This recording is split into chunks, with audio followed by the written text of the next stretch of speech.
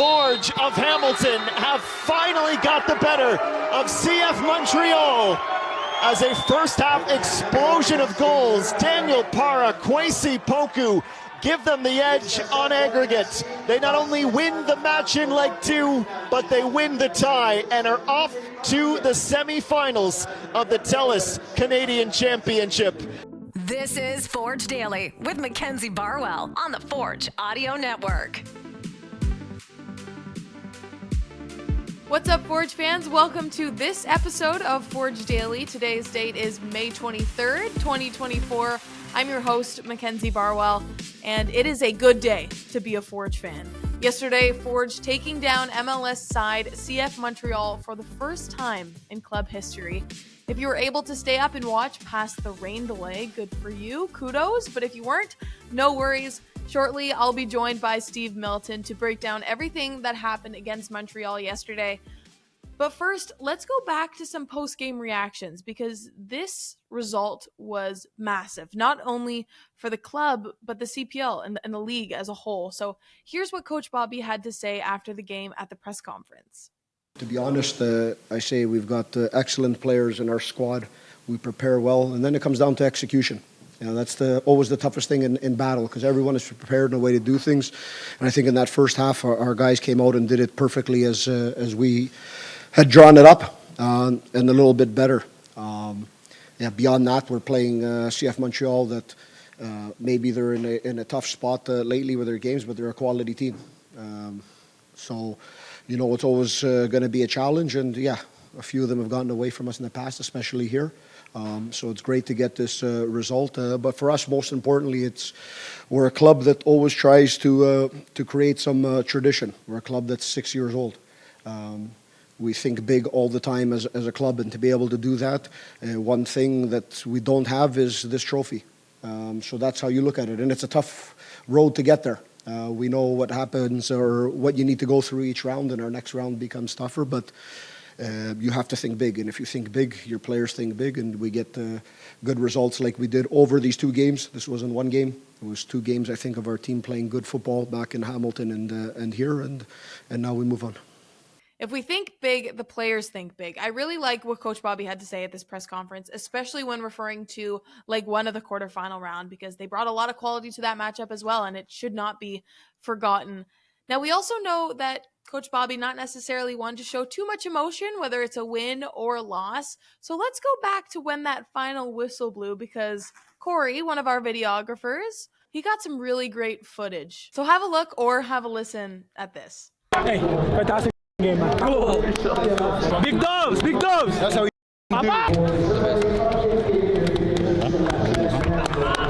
We move.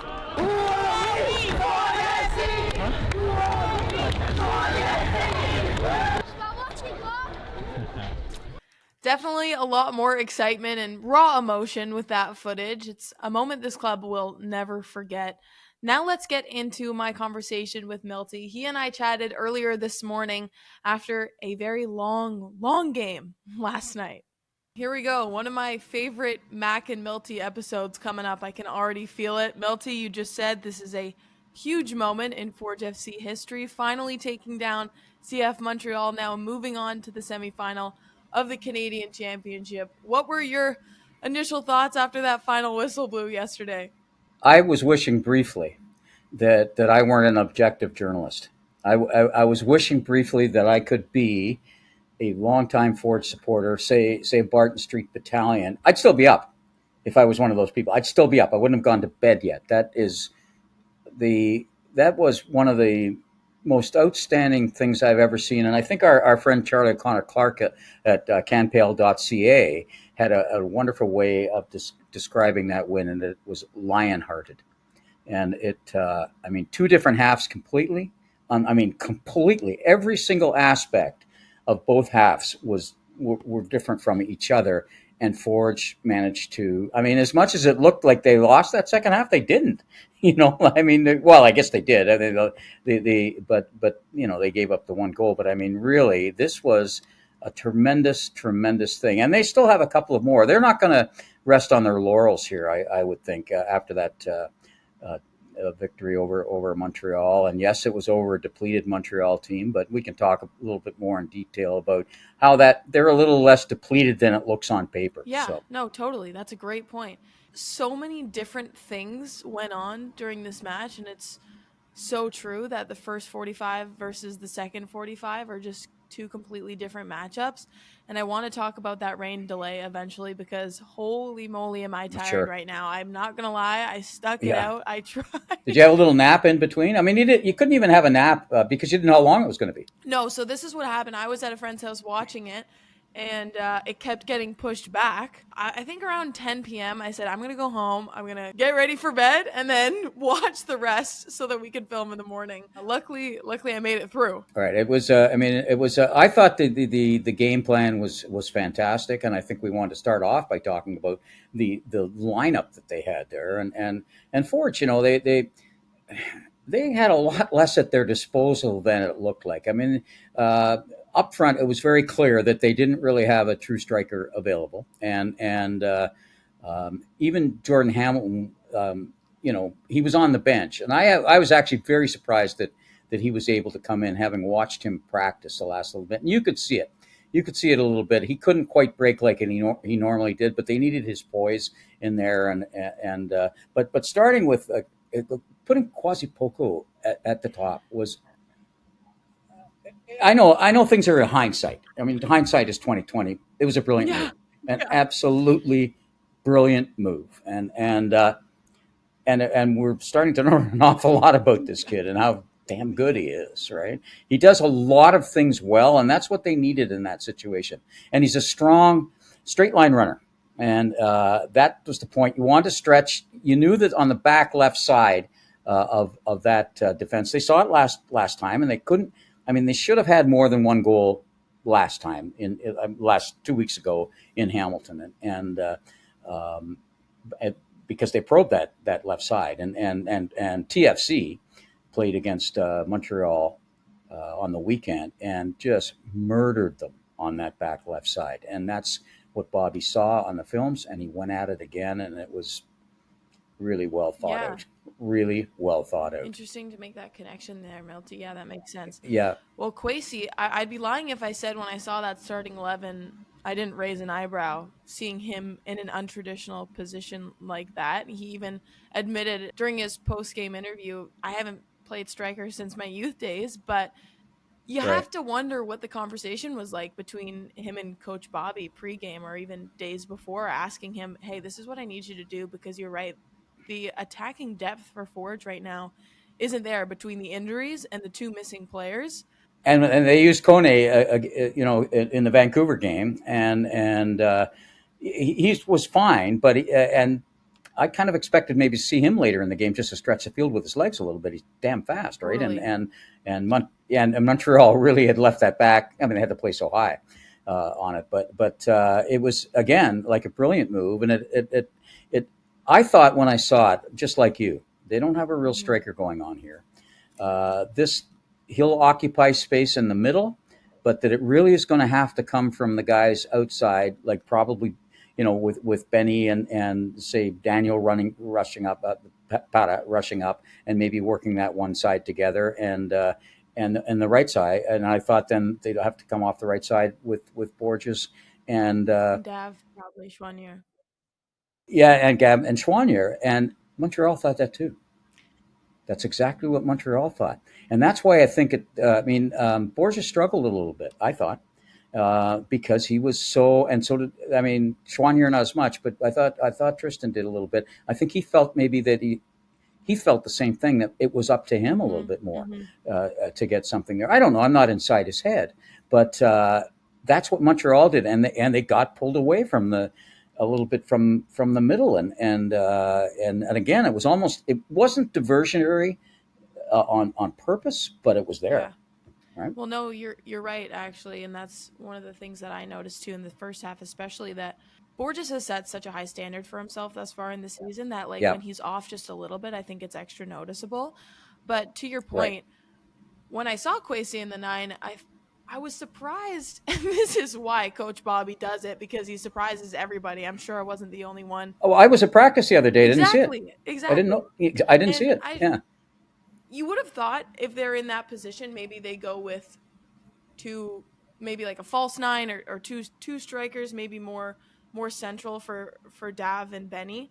But this is why players of Forge FC have praised Daniel Parra for his attacking abilities as a defender. He comes up so big, making a run. You can see that connection that he has with Benny. You can see it. And it's so cool because we've talked about 100 times. They're some of the newest faces to this team. And they have this, I don't know, telepathy maybe. They come into the box and Yeah. Daniel puts Forge on the board, 10 minutes in? No, maybe not. Yeah, 14th minute, and then Kwasi at what, the 24th. But there was before that, Benny. They showed what they were going to do. Benny drilled one early. We're going to take our shots and see what happens. Maybe get that second rebound in there. And yeah, Kwasi too. Take the shot, and put a little pressure on that goaltender. And we have to remember there's a lot of stuff to unpack about this, Mac. I mean, remember they've been beaten 5-0 total aggregate on the last 2 times that they went down there. They hadn't scored a goal there. The first half, they called the worst first half they'd ever played in franchise history 2 years ago down there. And to shed the weight of that, and to also shed the weight of knowing that the other team has the away goal, right? And I just thought that, and we talked about this, you and I, before that if you could take the crowd out of it, they not only took the crowd out of it, they put it back into it in a negative way. Yeah. And you could hear it. You could hear all the expletives deleted, right? They went quiet because they're on a protest. This wasn't about. I mean, that's a little bit derogatory towards Forge FC when they start booing just because Forge FC scored a goal. I mean, I don't think the crowd down there realized how good this team is. I don't think they were paying attention in the first game. They were paying attention. Sure, yeah. I deserve interrupting. Yeah. I knew you were going to say that, but I just want to make the point while it's relevant. Right. It's important that spectators or casual fans, or whether they're in this for the long term, that this is not a Forge team that beat CF Montreal because they're in quote unquote shambles. There's a lot going on with this side, on and off the pitch, but we got to give the credit where it's due. It was 2 games in a row, really, that they did that to them. They take away the opening 15 minutes in the first leg of the second half, like the second half of the first leg, and really,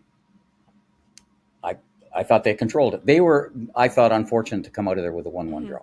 They could have won that 2-1. I mean, arguably they had some great saves by Kalongo too, and we'll get to him. Here's another thing. When I said, yeah, they're missing some guys. I mean, they're missing some big players on that team in Raheem Edwards and Kokaro as well, who missed the first game. But you have to remember they can carry an active roster of 30 people to choose their 23 for the Canadian Championships because they're in the MLS, and they have an active roster of 30. Hamilton has an active roster of 23, right? That's basic 23 and a bit, of their younger players. So there's 7 players there extra that they could choose. They were missing, 6 or 7 on the weekends. Some of them dressed, that was against Toronto, and some of them dressed in this game, which tells you that this was their last chance to win some hardware. They're missing the MLS playoffs. There's no doubt about it. Now there's talk about firing the coach, which would be absurd. I mean, the franchise is already a mess, but I mean, if you're bringing in a new sporting director, which they're going to have to do, their sporting director quit right around the time that they were here in Hamilton. Interesting. I mean, the thing is a shambles, but here's what you have to do. You got to make it so that you're the one now creating the shambles, not themselves. And that's exactly what Forge did.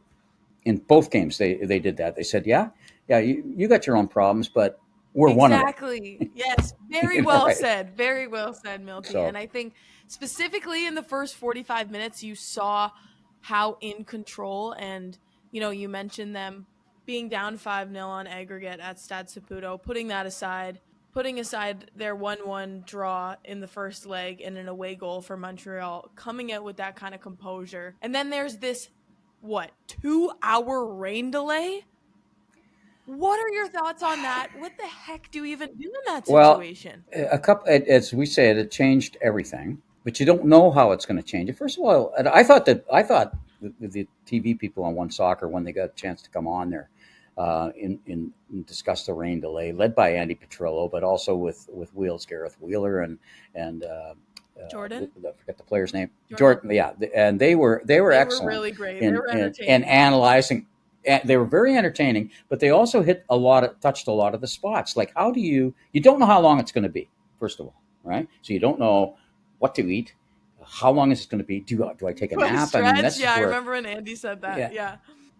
there's got to be a lot to be said for the training staff there too. But mostly this is a mental thing, right? So it definitely favored Montreal because they were a mess. Right. But I will say they had started to press a little bit, and it took a great Colongo save in extra time in the first half. You could see it. You could see where Montreal was going there, right? They needed to had to get something sparking, and then as they did in the first game at the half, they made their Hmm. substitutions, and Bobby waited, and Bobby waited, and Bobby waited, and the very same thing happened again because the guys that came on, Malik, and yeah, I know it was I was amazing, thinking wasn't about you, it? Melty, when those subs were made because I knew, we've been talking about substitutions as strategy and, seeing Malik, Noah, Dom come out when they did, it was exactly what we had discussed. Noah, Yeah. that's the guy I want to talk about. He's the guy that had the energy and brought it, and it was unfortunate for Jordan because you could see that he was a little bit like, and he slipped on the one, or he could have broken away too. So when they did the clearing, he wasn't quite able to get down there and give them into the back end as they wanted. Yeah. But so a couple of things happened there. The turf was wet, so it was a different game. It was a different style of game because the turf was wet. I mean, you're slogging through Well, things. right. It's So grass. it's Yeah. grass. And so it was Yeah. waterlogged. So here's one thing that happened. All those long balls, their strategy was this was a shooting gallery. How much did they get out of their own third in the final half? Forge? Almost, Not much. yeah, almost not at all. And when they did clear it deep, the ball didn't roll deep enough, right? It would stop. But same thing the other way. Mm. When they wanted to keep dropping those long balls and just hope for something, they were just looking for something to happen, which eventually did. Um, they were looking for something to happen, but the ball never went too long. Remember the first half, all those long things that they Montreal just kicked the ball like stupidly a few times. That's like stupidly. Into Like, Narnia. what the You're heck like, are you? where? Yeah, exactly. Yeah, well, yeah, exactly. I know. It was the Lion, the Witch, and the Wardrobe. You're right. Yeah. So yeah, exactly. But this time when they kicked it long, it didn't go over the end line because it got slowed down a little bit, and of course it acted differently, and the players are acting. You could see it a couple times when they went to plant on one. I think Jordan lost his footing on one, or he would have broken. Mhm. He would have broken down with numbers. And when Hamilton did break down with numbers, it was a different ball, which was only twice, I think, in the second half, where they had kind of an open situation, but they couldn't get it through because the ball was moving differently, and it was the first time that because the other team had the ball, it's absurd. That was a shooting gallery, and this was a character win. We talk about that in sports all the time, but this was a real one. Yeah. This was a major. They just let him shoot. They They let him shoot. grinded it out. That back line that we've been praising for the past couple weeks they were a wall. And Milty, I want to actually, I don't Yeah. want to jump too far ahead, but I think it's worth noting some of those final stats. One of which Oh, being yeah. Montreal having 23 shots and Forge only having 5. Right. And scoring twice. And Right. scoring And forcing twice. and forcing one really good save. Exactly. And those are the kind of moments and those are the kind of stats that really prove that this was a character win. Yeah, and when you're the team that has allegedly less talent, so I think the final Yes. possessions was 69-31, which is like Forge has no experience with that kind of Those numbers. situation. It's terms of I mean, they possession. really do. Actually, they have a little bit of kind of experience of that way, and that's playing against the MLS teams and against the Mexican teams. But really, they're used to possessing, and the fact that they were willing to let that to let the other team have the possessing and take the shots. It helps to have a 2-0 lead. There's no doubt about that. The other team has to score 3 to win, and that's putting pressure on the other team. So let that team have that pressure. Mm-hmm. They dropped into a 5-man back. There were a couple of times there, Mac, when I watched this and I thought, why isn't Montreal? Well, they can't, because it was down on the field. That's it. Look, from what we are, you can see these little spaces and say, why isn't Montreal doing this? Why aren't they doing that? But you got to win a whole bunch of battles to do that. And it was a wall, Milty, and Jordan Wilson on the broadcast described it really well when he said that Forge just absorbed this pressure. Yeah. And just come at me. Yeah. Let them come at them, but then again, if the field had been dry, I think Forge would have had another goal. Yeah. Because I think the ball would have got upfield a little bit better, and they would have had a chance on that. And if a team wants to beat themselves, they don't want to beat themselves, but if a team is capable of beating themselves, let them. Like you keep taking those shots, and then Malik made one of the great defensive plays. Certainly in franchise history. We were worried about him potentially losing rhythm, momentum after a quick break for injury, and he just comes out in the same fashion that he started with. Right, and Bobby made the right choice there on a couple of things, because a couple of players were trying to do a little bit too much when they had the lead, and one of them, just as I thought, as tremendously as he played, and as much attention as he drew, and one of them was Benny in the second half. You can't play with the ball quite a bit, and Malik had a little bit of that. You could see that he'd been off. I realized he's played a little bit, but you could see that he hasn't been fully in game form. He tried to do that a couple of times, to dribble a little bit too much in your own, get it out of there. That's all it is. And then all of a sudden, a couple of the more veteran guys said, "Here's how you do it: kick the bejabbers out of the ball as quick." And I'm talking about Alex, who had a game that you didn't quite notice as well, because we were noticing so much and Ali the same thing.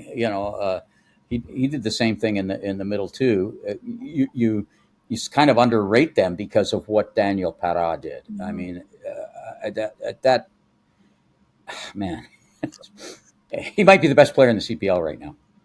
He just might be, because he keeps showing things. He won 11 duels, most of those in the second half. 11. Wow, was that every single player on the that ended that was in there in the second half won at least one duel, every single one. Wow. And that's what it comes down to when the other team is just winding up and firing. Yeah. And I thought Montreal probably didn't take advantage of a couple of things. They went over the net a few times, but part of that is because you had your 3 big guys in the middle standing there, and they had to go high. Mm-hmm. And it would have had to be a perfect shot. And I would imagine for Forge Nation, it was a little tense once Victor Wanyama scored that other goal, because there was still a lot of time left. So if they've got one each 5 minutes, which is a lot to ask, but not too much to ask in the way of today's soccer, given how many goals are scored from the 85th minute on at all levels of soccer, even the very highest in the world, that, those kind of things could happen. But up steps Kalongo. Like, holy smokes. Okay, a few things here. I want to get to who you think stands out to you as man of the match, because there were so many options. Kwasi Poku deservedly goes home with it last night, but I think that there can be a case for a lot more players on this team. But first, going back to that goal, Milty, the first one for Montreal, not shortly into the second half, or not far into the second half, I should say. 13 corners for Montreal and 2 for Forge. It was a shooting gallery. That is a crazy stat, because that's one of the things we pointed out in the first leg. Forge conceded a lot of corners. Yes, they did. They won this game in the air. This was an aerial. They won this game in the air. The entire game was an aerial battle. And Kalongo stepped up in such a big way, and you have to really give him his flowers for after an hour and a half of whatever he was doing during the rain delay, and to come out with such alertness. But now there's another thing. Let's talk about the turf for a goaltender. Mm-hmm. It's wet under your feet, right? And so you go to push off. There's a really good chance that you're going to slip, right? So and he made 2 reaction saves there. One at the very end, and now that was on dry turf. But there were a couple of reaction saves there that really, well, I think the announcer said, "You don't make that unless you're 22." Yes, like he's springy. Yeah, it wasn't. This wasn't a knowledge save. This wasn't. I know this shooter. You don't have time for that. This thing, boom, and he dives out and makes a save. I thought that save broke the back of my. If we can't do here now, they start panicking even more. Right. But and the other thing is, he didn't let the goal by Victor Wanyama bug him. He had that relief pitcher mentality because he's on the field. He knows that things have changed. The other thing that happened with, by the way, with the 2-hour rain delay, Mac, was the Boo Birds probably left because they're the people that don't like this team the way it is right now. And they're not going to sit there for another 2. They already expressed their, they booed them off the field at halftime. They booed them after the first goal. They were silent for a while as a kind of a protest. It had nothing to do with this game or with Forge, but had to do everything with the way Montreal's being run right now.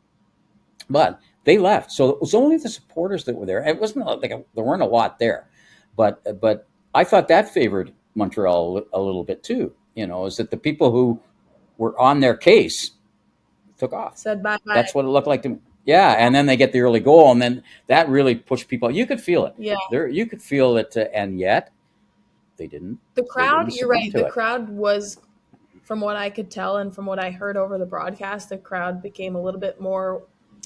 There was a little bit more of a warmer energy as opposed to the booing. Yeah, they were saying thanks for this. At least you're showing something. At least you're showing some effort. At least you're showing some life. And again, I'll say this: Forge forced them to make changes, and as they did in the first game. And now, I think the Forge have another day or so to kind of enjoy this, and in 2 ways have to start looking elsewhere. Mm-hmm. Obviously they got a huge game on the weekend in Ottawa, and they've stayed down there and it's a good thing they did, given the extra few hours now that they, plus, you got to figure there was some celebrating last night. Oh my God. Yeah, because I was with some coworkers last night. We were like, okay. So on one hand, they win. Obviously, that's going to give them some momentum going into Saturday against Atletico. But you have to wonder what they did after the game to celebrate and whether or not that influenced their ability to get after it again the next day. Well, yeah, and they should celebrate. It's a big moment, and if you can't enjoy it, that's why you play the games, is to have moments like this, and for their fans too. I mean, once in a while, you just wish you were less objective and more of a fan, so you could enjoy and feel what people last night they've been waiting for this for a long time. And I'll tell you one thing, and it was only an accident that I noticed it, but when the whistle went, it was kind of like Forge didn't go crazy. Like immediately, they did certainly afterwards because they were too tired. It was like after a marathon.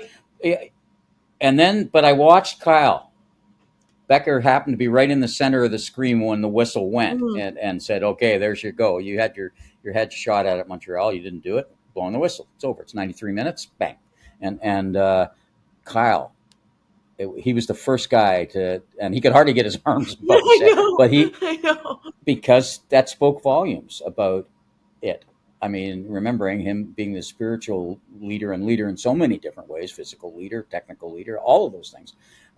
It really, you could see it was him that really made it. And it's almost like that really was the first to get excited. Yes, he was the first to get excited. And I was just going to say, it's almost like he gave the rest of the team, not permission, but like, the signal that let's be proud, Really well, yeah, really well said.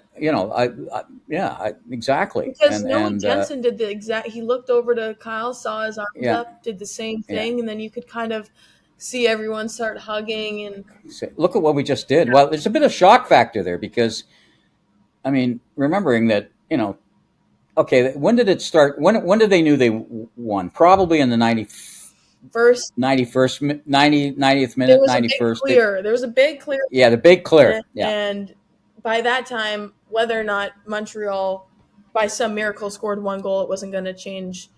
No, especially after the Colongo save, the one big Colongo save, the diving save. Right, and I think Colongo's performance stood out more so in the second half, so you do forget about those little one-offs in the first 45. Yeah, you do. But this one goes to the good guy in the Chouanier brother combo, and that is David Choinière. So Yeah. Matthew's a pretty good guy too, yeah, and, yeah. and you could see the look on his face. I mean, he's trying to decide whether to stay with this Oh, you're organization. right. After the game. Yeah, they Yeah. zeroed in on him. That was good TV. Mm-hmm. It helped people like us, you and me, to look at, to see some kind of living emotion there, what the impact of all of this is. And now you're looking at what are we, May 23rd, right? Yeah. You're looking at a season that's already over for that. It's tough to watch because you know that these guys care, and you could see that in the way that they came out in the second half. But Milty, we got to move on. Atletico Yeah, Ottawa, Forge yeah. FC this Saturday. Like you said, they're not going anywhere. No time to come back to THF. They're right en route to Ottawa today. They'll practice this afternoon. What are you expecting from this game, and how do you think this Montreal win will impact it? Well, I think first of all, there's got to be some mental gymnastics here because, and they're good at it because they've done this before. They've done this where they've had to play big games after big games where the first big game is in a different competition. Well, and the two big games are in different Yes. and this is where all of that CONCACAF stuff, that's accumulated experience, and it really helps. But they've also had sometimes in the first half of a game after a big game in another competition, a little bit of trouble getting going on that, and Ottawa will know that. Now they're also in the middle of a big stretch, right? Because they've got a Canadian Championship thing, and if the top three teams in the league right now are Ottawa, Pacific, and Forge, and I won't choose the order because I think they're all pretty bunched. Mm-hmm. Ottawa's playing. They've just played Pacific on the road, and then they got to play them again in the Canadian Championships, and they play Forge. So they're going to have to look at some lineup stuff too, Yeah. right? Because they got a short rest. So there's that. But look, this is what they call a superstar team, and you got to remind them that. Look, you guys got a lot of good players. They went out and bought a whole bunch of people. I mean, they brought Manny Aparicio back. They've got they got and people forget they've had for quite a while a former Forge guy, Maxime Tissot, who's there. They got Sissoko from the Forge. They brought in, I think, eight different guys in February that were brand new, and most of them, I think 5 of them had been in finalists, and some of them multi-finalists for the top awards in the CPL in the previous 2 years. So they put together. I don't know how they did. I think it's the Atletico connection. People can look at that and say, maybe I get to go somewhere else if I play here. I'm also playing in the East, which has more people watching. All of those kinds of things. It's a good organization. I mean, they almost won it 2 years ago, and they are pissed off at Forge. It's a simmering rivalry. It could really become something. Yeah, it'll be interesting to see, Milty, how a regular season game in the CPL is affected by two teams who are still in the Canadian Championship. You know what I mean? Like you talk about Yeah. them also going into a midweek game, or, it's a bit of like what did you say? Mental gymnastics. It's so true. Yes. But at least now Forge has an opponent who's kind of going through the same motions as them, as opposed to I don't know. And Valor. I'm starting to, and you take a look now at what's happening too on their back line, which is going to be very, very important. It always is. But again, here's a team this is the only team in the league that scored in every single game is Ottawa. Oh, interesting. Right. And I think, they're right there. They're basically a 3-way tie at the top of the league, basically. And they're all 3 teams want to distance themselves because, these wins are fairly important. But again, Forge is off, even though they didn't play extraordinarily well against Vancouver, and they've had a couple of, but on the results, they're off to the best start that they've ever had in franchise. Now they've just done this thing against one of their first game against MLS. So it's hard to sustain that all the way through, but I think it should get them through this next game. You're playing, I don't think this is a danger game, like as if they were playing one of the lower teams the next game. Milty, I'm sorry, we gotta cut it. Gotta go. We gotta go. I know. You've got another sport to cover. We've got another game shortly to cover. Forge FC in Ottawa, as we said, the semifinal of the Canadian Championship, a date and opponent to be determined. I guess next week they're having a draw at part-time. I had been mistaken there. I thought it was a bracket, and they could be playing another CPL team, which would automatically put a CPL team in the Canadian Championship final. That would be cool. I'm not gonna lie. Yep. I might be rooting for that outcome here, but Milty, we will reconvene on, when is it?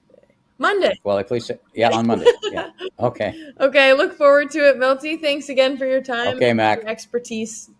That'll be all for today's episode. Sorry for the abrupt ending. Sometimes that's how it has to go between Milty and I, or we will talk forever. Today's episode was really fun to make. Tomorrow, I'm joined by Charlie O'Connor-Clark to get more insight on Atletico Ottawa and what might to expect on Saturday.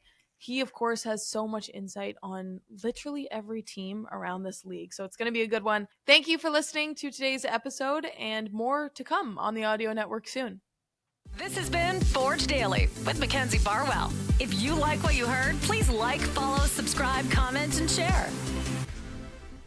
Exercising some demons tonight and writing another chapter of club history, but they're not done. They want more. They'll await to find out who they'll play in the semifinal draw next Wednesday, but for tonight, Bobby Smirniotis, Forge, and Hamilton can celebrate as they come to Montreal and defeat CF Montreal by 2-1.